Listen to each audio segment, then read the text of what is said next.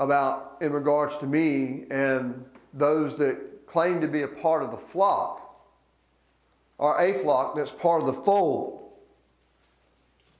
And in my mind, a Bible-believing, Bible-teaching pastor, which I am, who at the moment happens to be Southern Baptist by affiliation. Like I said, at the moment, I don't plan on that changing, don't get me wrong. But if they move away from this, we're going to have problems, right? If they move away from the Bible. But I understand this, that there is one fold. And Jesus, referring to two flocks in this text, he's referring to the Gentiles and the Jews. And he's telling them, you're not the only flock. I've got others. And he might as well have said, you're not going to like it. Because talk about racism today, man, there was, if you want to call it racism, the Jews thought everybody else were heathens. Didn't matter who they were. Didn't matter what they did. And even within Judaism itself, we've talked about how the Jerusalem Jews just looked down their nose at Galileans. Oh yeah, uncouth, unwashed, blah, blah, blah, blah. Yeah. And so this racism, this prejudice, this separation because one is this, one is that, whatever. Jesus said, you got this all wrong. I've got other sheep. I'm going to go get them. So, two flocks. I think I said this last week. If I didn't, you can help me with it. But I said, I'm not so sure that we should have all these denominations and call each one a different flock of the same fold. And I'll explain that in a minute. And I'm thinking about, when I say that, the Mormons. The Mormons would say they are a flock within this fold. A liberal Methodist pastor who marries two guys or two girls would say that they are in the fold. Some of the Episcopalians, like the one that caused so much of a row today, I don't know if you saw that or not. She's supposedly a bishop, right? In the Episcopal Church, and more, she laid into Trump in her quote-unquote prayer, right? Wasn't a prayer, it was a political tongue lashing. I'm not so sure that's a flock in this fold. Does that make any sense? For several reasons. And I'm not being judgmental, but my Bible says certain things about, like in 1 Timothy 3, that a bishop is to be the husband of one wife. So that they got that absolutely wrong, right? Right there in the black and white. But any liberal that's outside of the gospel, the Bible, I'm not so sure I want to be in the same fold they're in. Does that make any sense? I don't want to be somehow judgmental, but I don't want to be a part of those flocks. Jehovah's Witness, Mormon, whatever.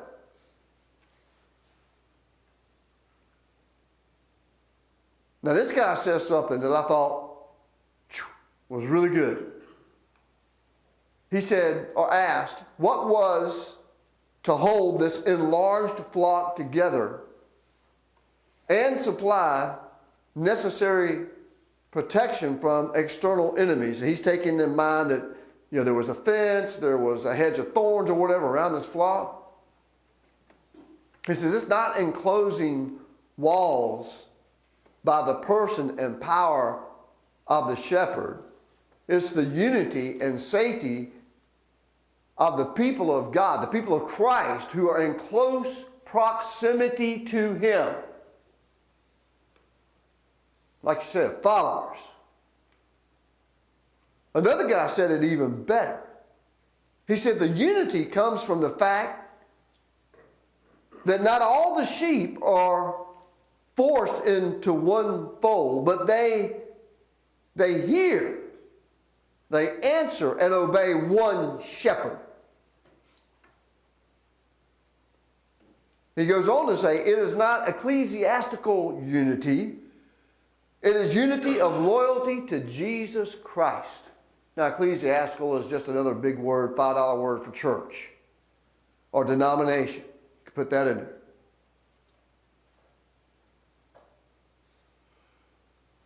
So there is a group that has taken this to the extreme. And I don't know if I've got into it, but let me stop before I get into that and ask if you have any questions or thoughts. Pretty much making sense to this point? I'm not trying to judge any other denominations. I'm just trying to say we need to be under that banner of loyalty to Christ and Christ alone. What is the old battle cry of the Reformation? Christo, what's fide alone, faith alone, Christ alone. You know, those are the main tenets of the Bible. Faith alone, Christ alone. Anybody got anything? Well, hopefully this is not far from where you're going. A friend of mine, I've been trying to get him into church for years. He continues to talk about the spiritual battles he goes through. I said, man, have you ever watched National Geographic and see a herd of water buffalo and a lion watching? I said, he don't go down through the middle of them. He watches for the straggler out alone by himself in the rear. I said, that's where you're at now. I said, you need to come and join the group. That's good. That's good. I agree. And I really don't want to be seeming like I'm standoffish about different churches. I've known people in different denominations whose some of their liturgy I disagree with. Some of their theology I definitely disagree with. But I know them to be very saved people. They're just right with the Lord. And they're trying to bring change within their denomination or organization from within. And I respect that. I've got that. But when you see churches just, I mean, it's so hard to remember. Let me put it this way. Let's take a biblical example rather than trying to judge anything today. How's that sound? About this denomination, that denomination. I have no problem stomping the cults. I got no problem going after the Mormons, Jehovah's Witnesses, because they are blatantly not focused on the deity of Christ the way the Bible teaches. That's an issue. That is an enemy of Christ. People say, no, well, I'm willing to die on that hill. Okay, I'm fine if I have to die on that hill, I'll die on that hill. But there are people, like I said, they are saved in those places. I'm just concerned that as they go more and more outside of the teaching of the Bible, they're going to also go more and more outside of what the gospel is. See, and the gospel is, that's it. That's our allegiance, our loyalty is to the gospel. To the Christ of the gospel, to the gospel. And when you begin to threaten that, that's to me, that threatens it. I have a problem there. Because if you say this is wrong, what else are you going to say? What's next?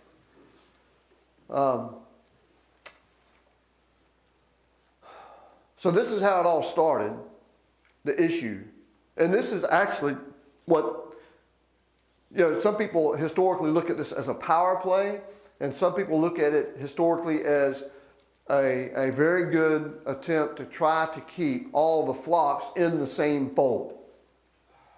And it starts like this, with the early Christian translator named Jerome. How many of you have heard of the Latin Vulgate?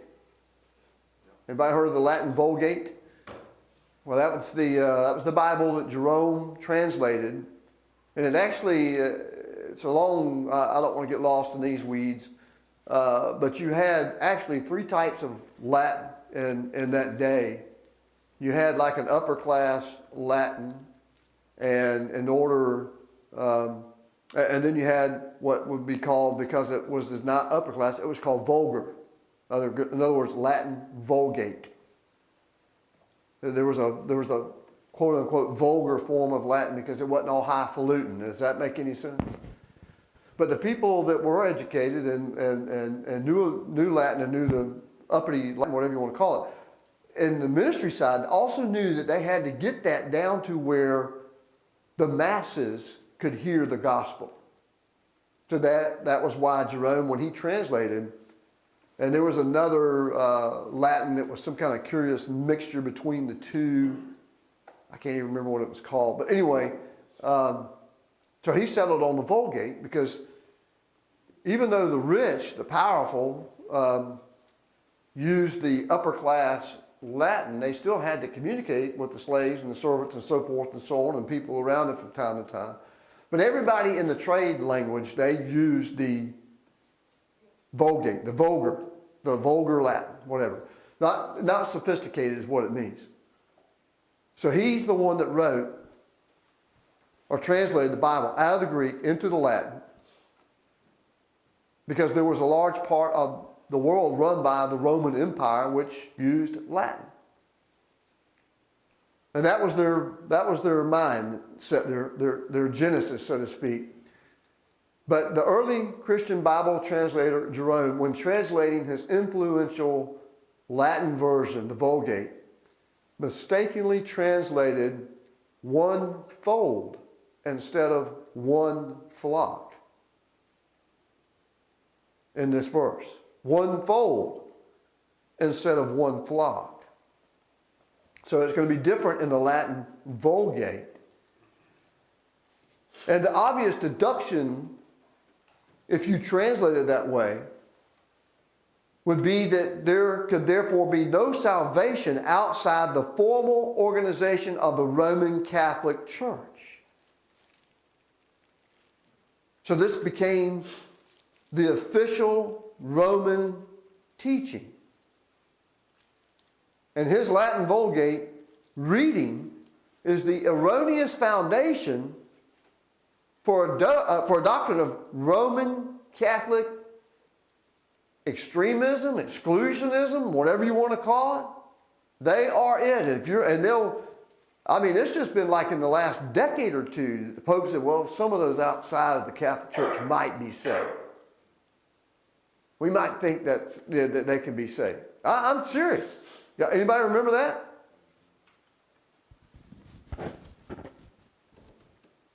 But all until that time, official Catholic standing was that you, me, anybody outside of the Catholic Church had not been baptized as a Catholic, had not gone to confession as a Catholic to a Catholic priest, had not taken communion as a Catholic in a Catholic church, and you could not be saved. You could not go to heaven. Protestants got their name protesting that dogma, protesting that ground that the Catholics had staked 1,700 years ago from the Latin Vulgate. They protested, Protestants. So the Catholics, the 1.4 billion Catholics, the majority of them, you can't be saved because you're not a Catholic, and it comes from this. A translation of one word in the Latin Vulgate, which became official Roman teaching.